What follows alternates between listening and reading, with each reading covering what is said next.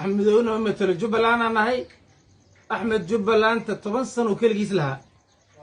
نين الله نينكي رأي كدوان حتى حلي بانا لصوت الحلال جرا يوتيوب ده يكون جيران أحمد جبلان وأسق إسكالي هاي أفر غفا وقصعي عن بارو وقذا ماشي وجيفت أو محابيس وديارات عن صورة عكير مركو ربنا إسكسر عيرنا مركو ربنا وحيسنا طبن سنة ونجوي عدالة دري وحوكا قبع نينكي هلا وقال الدلابة أنا وحان دولة فدرالك كعد سنة maamulkeena gobolkan la qabnaa ra'yigan dawladda federaalka ra'iisul wasaaraha qaybta fulinta hadda hawsha waxay saaran waxaan u sheegaynaa kuraasteen in aan kismaayna laga geyn karin axmedoon uusan namatalin in meesha intana la geeyna la didilo diyaar uma nihin aan u noqono qabiilkii annagana shanta meelahan joogta aan didilin war haddii ilaahay aad taqaanaan oo ay soomaalinimo jirto asagaba cadaaladu raadinaya nin 10 sano meel fadhiya ninkii hadlana dilay cadaaladaan raba horta soo ku dhiyo loona dhageysan asaga maalin walba xujadiisa iyo wuxuu raba loogu fali waxaan codsanaynaa caalamka ay sheegayaan caalamka ma naqaan anaga caalamkaas adduunyada waxay haday dan naga leedahay anaga dan aan kaleen dan ayada ay kaligeed caalamka u leeyahay oo fulinayno male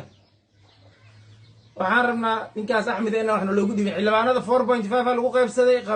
qaybsaday qabiil walba ninkiisa saa iska leh kuwa geedaha lagu soo wareejiyay mareer abiisu siisana dadkii iska lahayd geeday degayn annaga Jubbaland raxween markaan nahay dadka ugu tiro badan oo Jubbaland geda degananahay jigada degan oo Jubbada dhexe degan oo Jubbada hoose degan Axmed wasiirka wuxuu caato oo awal buu jeebkiisa nasiyay wasiirka xigeenku ay jiray kulba cadaalad ay tagi doontaan leen wax badan aan aamusnayn